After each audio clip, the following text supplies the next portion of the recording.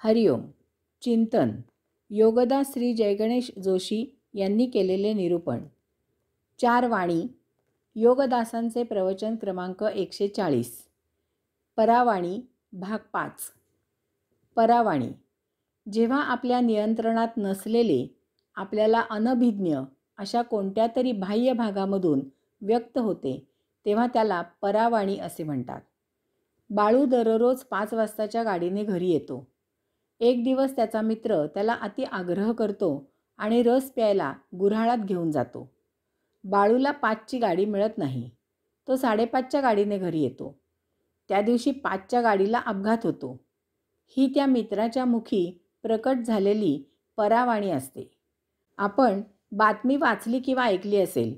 सुप्रसिद्ध सिने अभिनेता ऋतिक रोशन त्याच्या 2 लहान मुलांसमवेत परदेशी गेला होता.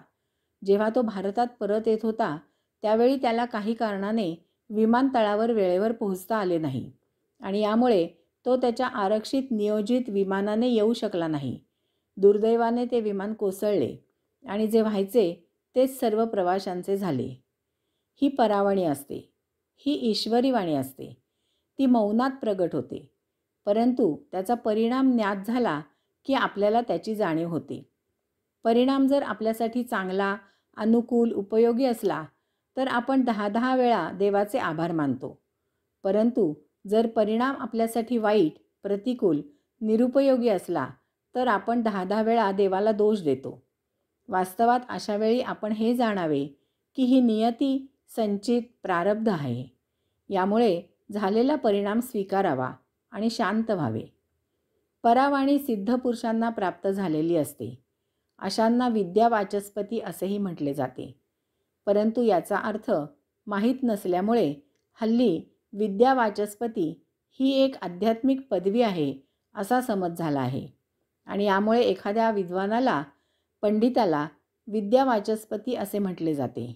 त्या विद्वानाला, पंडितालाही हे चूक आहे हे समजते, कारण त्याला विद्यावाचस्पतीचा सत्य अर्थ माहीत असतो.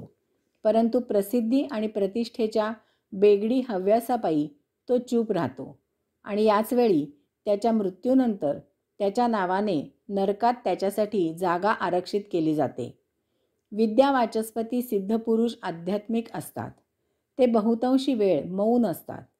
फार क्वचित अत्यावश्यक इतकेच ते मोजकेच बोलतात. यायोगे त्यांच्यामध्ये आत्मऊर्जा सतत तेवत तेजपुंज राहते आणि यामुळे असे सिद्धपुरुष ती वाणी प्रसंगी सहन करू शकतात. परावाणी मौखिक बोली किंवा देहबोली नाही. परावाणी त्या परमस्वयंभू आत्मशक्तीमधून आपोआप उद्धृत होते आणि एखाद्या चांगल्या किंवा वाईट प्रसंगी ती अशा सिद्धांच्या नाभीमधून मुखाद्वारे प्रगट होते. हे असे सिद्धच ती पेलू शकतात. ते जेव्हा असे बोलतात त्यावेळी त्यांनाही ते अज्ञात असते. वेळप्रसंगी अशी वाणी अशा सिद्धांच्या मुखामार्फत त्यांच्यामधून अनभिज्ञपणे, अभावितपणे ती ज्या व्यक्तीसाठी असते त्याच्याजवळ व्यक्त केली जाते. त्याचा परिणाम जेव्हा त्या व्यक्तीला जाणवतो त्यावेळी तो भारावून जातो आणि अशा त्या सिद्धाच्या नादी लागतो. अशावेळी त्या सिद्धाने सत्य परिस्थिती त्या व्यक्तीला वेळीच सांगून स्वतःबद्दलचा गैरसमज त्वरित दूर करायचा असतो, कारण त्यांचा एक माध्यम या पलीकडे काहीही सहभाग नसतो. परंतु ढोंगी, भोंदू अशाचा गैरफायदा उठवू लागतात. लोकांना स्वतःच्या नादी लावतात. स्वतःला विद्यावाचस्पती म्हणवून घेतात आणि यथाकाळी अशांचे असत्य स्वरूप इतळ उघडे पडेल आणि ते एक दिवस उघडे पडतेही आणि मग असे जनतेकडून शिकार होतात. परत परत सांगतो की परावाणी कोणालाही कायमकरता प्राप्त झालेली नसते. ती वेळ प्रसंगी त्या परम आत्मशक्तीमधून अशा सिद्धांच्या नाभीमध्ये येऊन त्यांच्या मुखाद्वारे प्रकट होते. यात अशा सिद्धांचा दूरान्वयेही काहीही सहभाग नसतो. जसे बासरीमधून स्वरांचा वर्षाव होतो, ती किमया त्या बासरीवादकाची असते. त्यात त्या फुंकणीचा एक माध्यम इतकाच सहभाग असतो. तिच्यामधील पोकळीचा उपयोग केला जातो. तसे सिद्ध किंवा विद्यावाचस्पती स्वतःहून काहीही सांगू शकत नाहीत. हे सर्व त्या अज्ञातामधून होत असते.